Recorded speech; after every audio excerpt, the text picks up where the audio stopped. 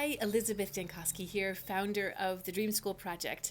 I just got off a podcast, doing a podcast interview with a woman who helps students and families apply for merit scholarships and figure out financial aid. And we had a really interesting conversation about leadership.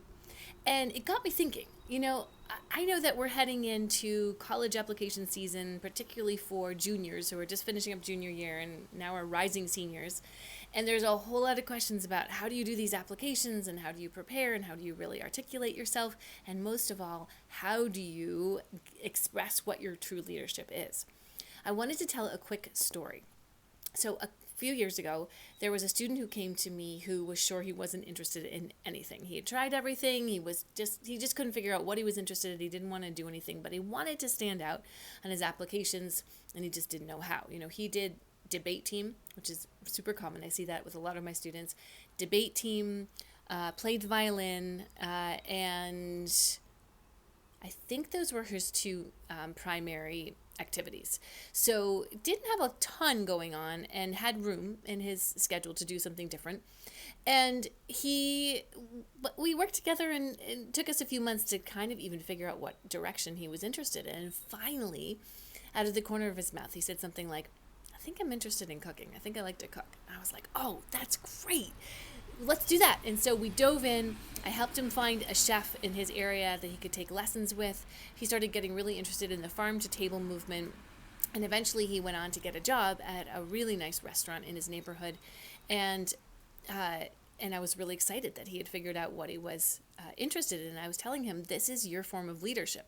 Well, he wasn't buying it. He was like, come on, I don't have, it's not a big enough project. It's just cooking. What's the big deal? He was applying to college as a pre-med student and he didn't have any of the traditional research. And he was like, this isn't going to help. And he was terrified. I said, no, I promise you it will help. All you have to do is make meaning of what this cooking is and how it impacts you in terms of how you're going to be in med school and how you'll be a future physician. So we went ahead and wrote that essay, and he talked about how, cooking and serving your friends and your family really makes you tune into subtlety and makes you tune into relationship and makes you tune into what makes people really feel good. And as a physician, those are all qualities he's going to need. So when he went to do his applications, he wrote about this, and he ended up getting into UCLA with a pretty low GPA for UCLA. It was a 3.6. Around there at a 4. He had a perfect ACT score, which is always a little tricky for schools because they look at that and they're like, well, why isn't that kid living up to his full potential? And so we knew we had to do a lot of work with the essays, that those would really be the piece that tipped the balance. And sure enough, he got into UCLA, which was his top school. It's really, really wanted to go, and it was a reach for him.